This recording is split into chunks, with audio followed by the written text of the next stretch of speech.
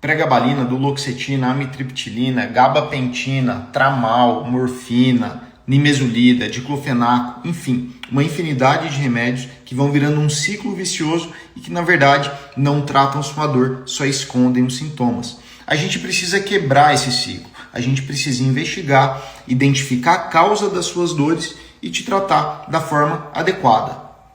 Você precisa saber que hoje existem técnicas minimamente invasivas e outras terapias altamente avançadas, altamente tecnológicas que podem te ajudar. E o meu papel aqui é te devolver a esperança e te mostrar que existe saída, existe uma vida melhor.